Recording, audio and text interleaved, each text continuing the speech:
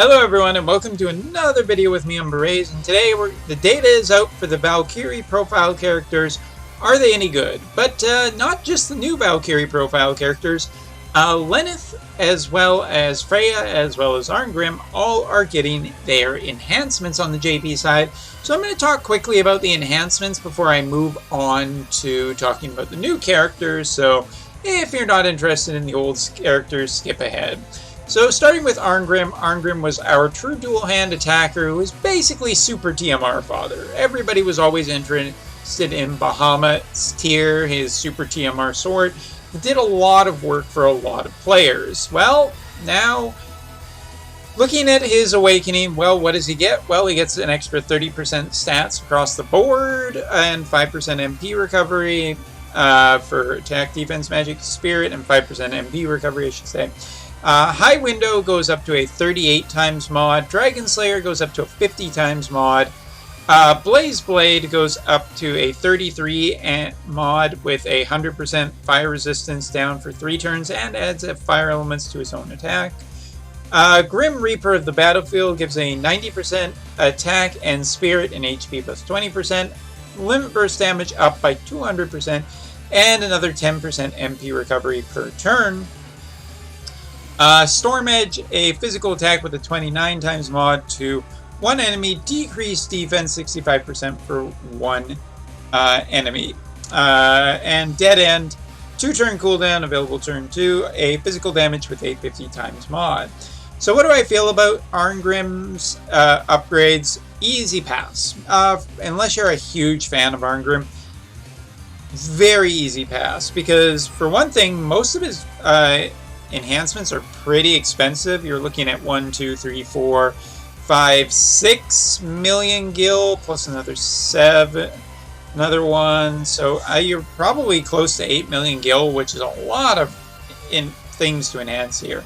While the mods are high, they do make up for the fact that his stats are, a little, lower than everything else. And remember that while a 50 times mod sounds really good, the primary thing of the VP units was you could never multicast the same ability.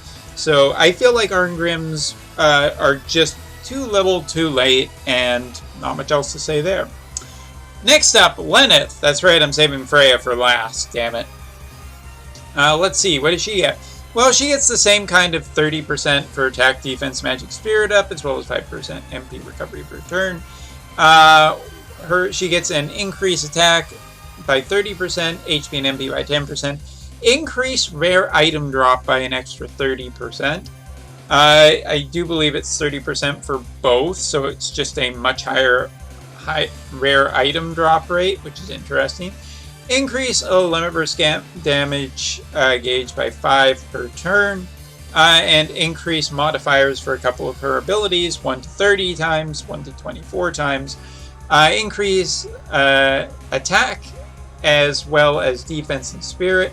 Attack by 60%, defense and spirit by 30% when equipped with a sword. 90% attack when equipped with a bow, 30% spirit when equipped with a bow, and 100% true dual hand, as well as increased limit burst damage by 60%. Physical damage mod to one of her abilities 25 times, and her pile driver chaining ability gets a physical damage of 14 times, ignoring 50% defense. Decrease light and dark resistance 100% for 2 turns. Another one of her abilities, quite a few enhancements here. Physical damage up to a 34.5 times mod on one of her abilities. Her random light damage attack and adds light element to physical attacks for 1 turn. Each attack is 9.1 times mod. That ability is still pretty much bad. And her last one, her cooldown, 5 turns, available turn 5, a physical damage of 50 times to all enemies to increase light and dark resistance 100% for 3 turns to all enemies. Again, I feel like this is pretty easy. Lenneth is probably not worth the enhancements. It's a ton of gil, it's a ton of stones here. While there hasn't been overly a large amount of stuff to enhance, probably the one thing that I would say is worth enhancing on this entire thing is very, very much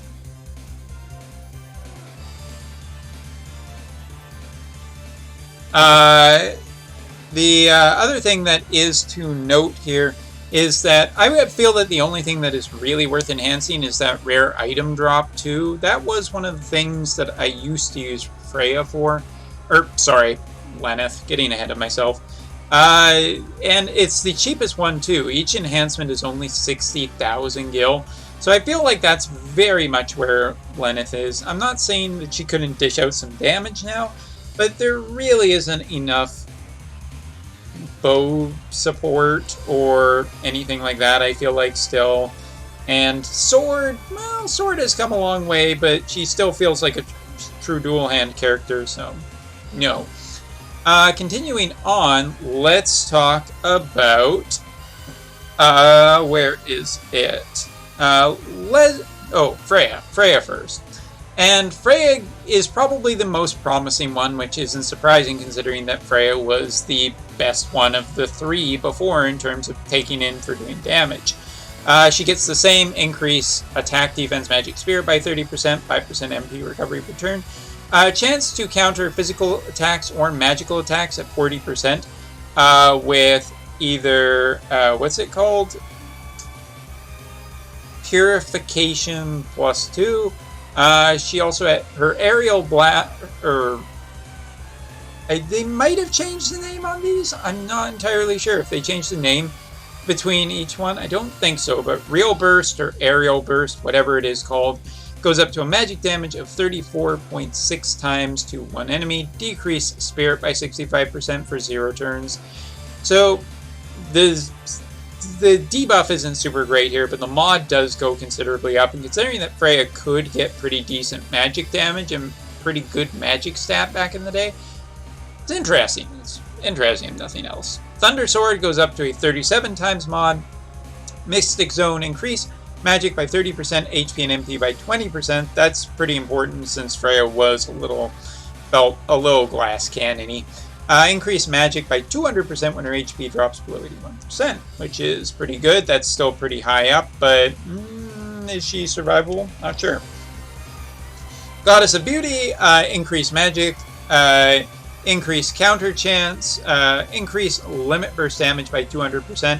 Modifiers up for Thunder Sword and Victory Sword, as well as upgrading her limit burst, so lots of nice benefits there. Victory Sword goes up to a 38 times mod on, I do believe it goes to back-loaded damage because it's listed as a 2 times mod, then by a 38, so it should be a final hit there. And Heavenly Punishment, her 4-turn cooldown available turn 4, gets a 50 times mod. So they basically gave all of the characters like a 50 times mod on their cooldown and different places to get a 50 times mod. And a 50 times mod sounds really good until you remember on the JP side, a character like the brand new Vivi can have a 70 times mod spell that can be cast 4 times in a turn, potentially. So, yeah, I would say that Freya is still the best one out of all of them. Arngrim might be better, but I've never had Arngrim, so I can't overly test with him or be too familiar. But if he's still just a chain finisher, then I feel like there are just way better options out there, given that most of the game has progressed. And this didn't really change anything in their kits so much, as it just kind of gave them higher mods, which is nice, but doesn't really fix the problem. Alright, so first of all, for the new stuff, let's talk about the 39 million download banner, because this one's kind of interesting, because it ended up being quite a bit more generous than I thought it would be. So it is the 5 steps to get a whole bunch of random 5-star base units. 3 of them will be Fest units as your guarantees, but what is interesting, that there is the 5% rainbow rate on it, as well as Fests are available on all 5 steps, meaning that you can get rainbows of Fest units at any step. Now, are the odds good? Probably, 5% rainbow rate is still not the greatest, but it's not terrible either. And at 3,900 Lapis a go, yeah, you could do a lot worse.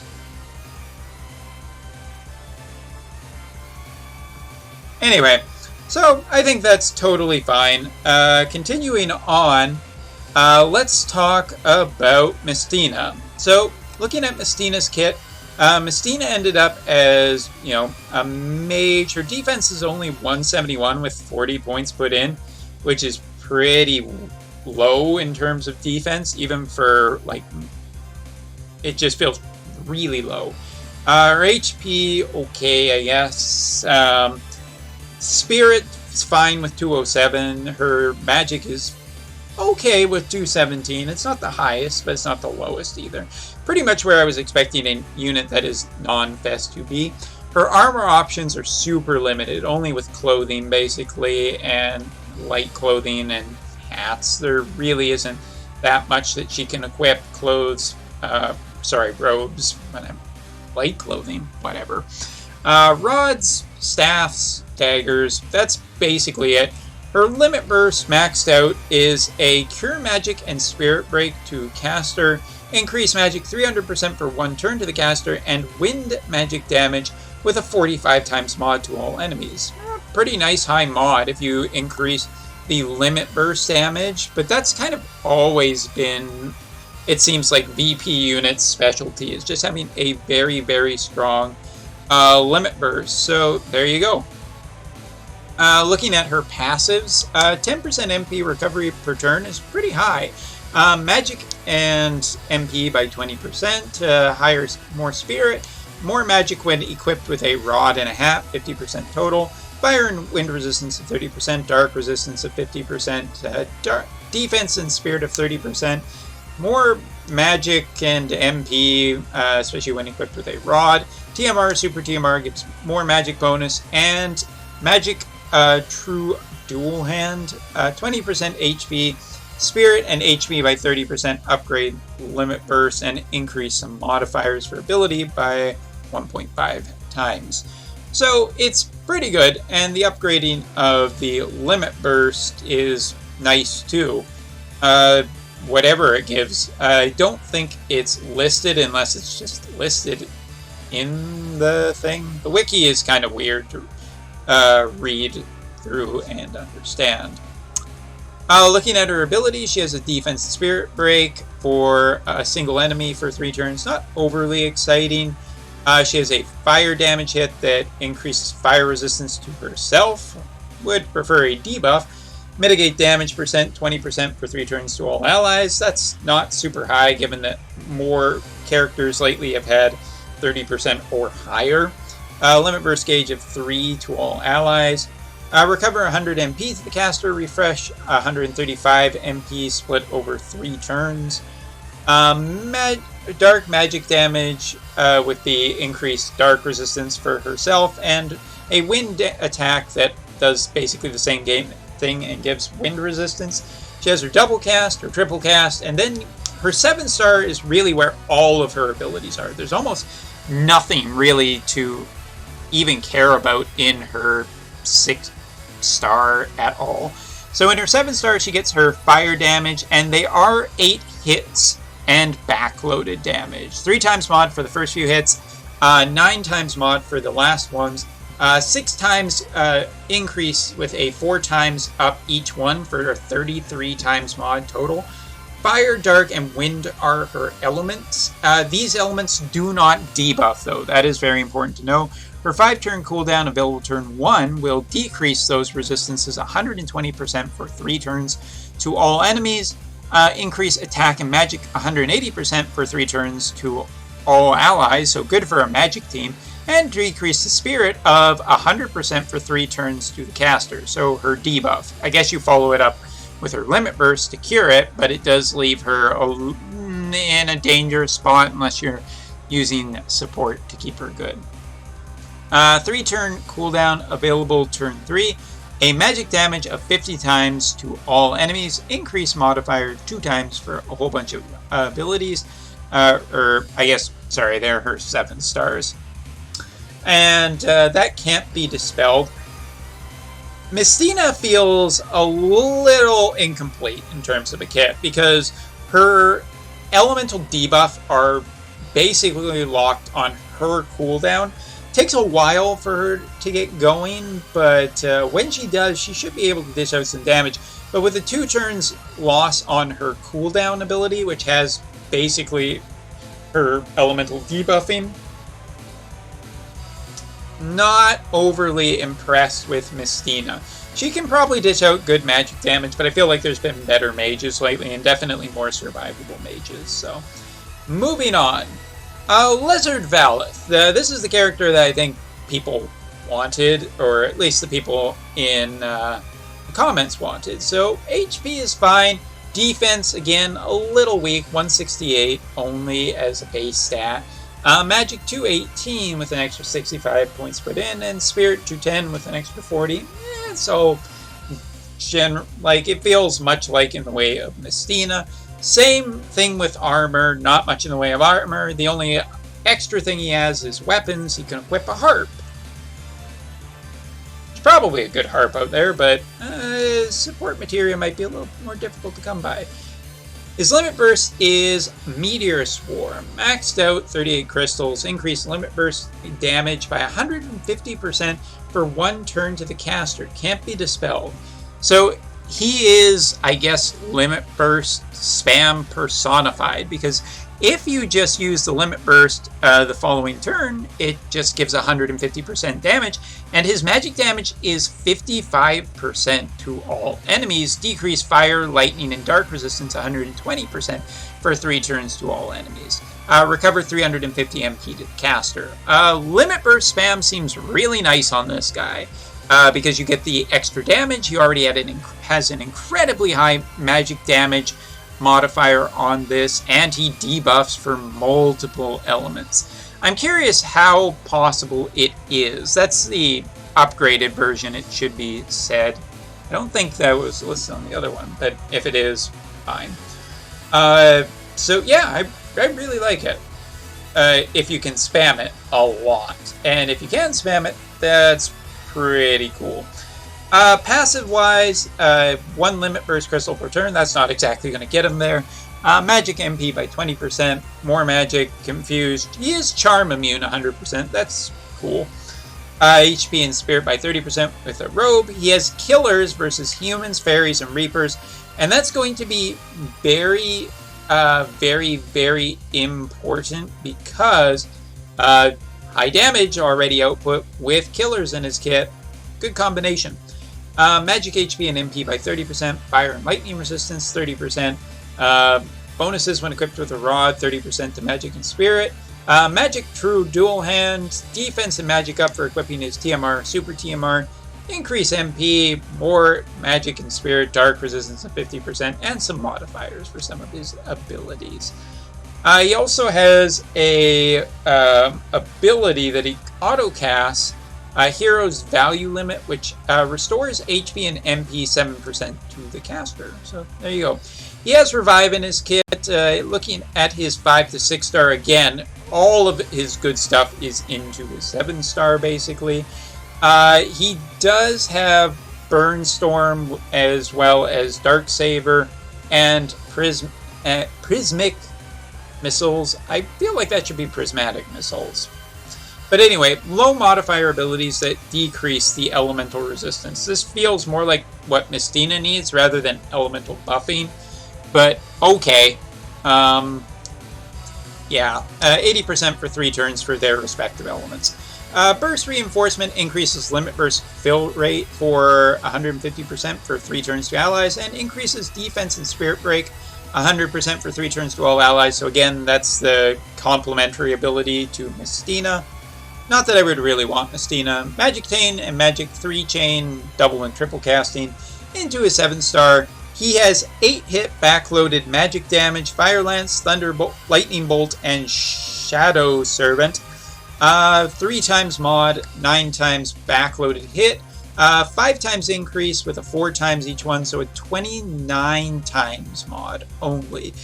That's interesting, since Mistina has the kind of the same abilities, but her magic can get generally better, but her limit burst is a little bit weaker, so interesting, if nothing else. Phantom Curse, 5 turn cooldown, available turn 1. decrease fire, lightning, and dark resistance 120% for 3 turns to all enemies, decrease defense and spirit 70% for 3 turns to all enemies, defense 100% for 3 turns to the caster. There's a slight misprint there, but I got through it okay. Anyway, available turn 1. Again, this feels like Mestina's ability, where a 5-turn cooldown for 3 turn of elemental resistance. But since he can do elemental debuffing in his limit burst, and it could be that that's part of the upgraded Mestina's limit burst that isn't listed right now, and that would make a lot of sense because it's complementary now that I think about it. But anyway, there's 3 turns where it's not available, but if that upgraded limit burst does give the elemental debuffing, and you can't get your, limit burst charged every turn, then, pretty good. I also wonder if Mestina has the limit burst spam too. If that's the case, then that needs to be amended. Anyway, Hell's Gate, 3-turn cooldown, available turn 3, and magic damage 42 times mod to one enemy. Increase the limit burst gauge 1 billion %, and it has Stardust Ray Chaining on it too. So yay, Stardust Ray Chainer. I can't be triple casted though. Damn. Anyway, overall, there is some good value here. Freya has always been the most promising of all of them, and I feel like she still is. Lenneth, I feel, is good for the item rate up. There is still some value in her. I would like to see somebody do some damage with them to see if they can really dish out anything. In terms of the new characters, though, yeah, I would say that probably Lezard is the best. Assuming that Mestina's upgraded limit burst doesn't just have the same features, in which case that kind of completes her kit a lot more. But if you already have a fast mage, and you're not overly bothered about this feels like a pretty easy pass. Although the limit burst spam idea is kind of fun in a way. Just spam that limit burst all the time. Anyway, that's all for this video. Thanks for watching. See you next time.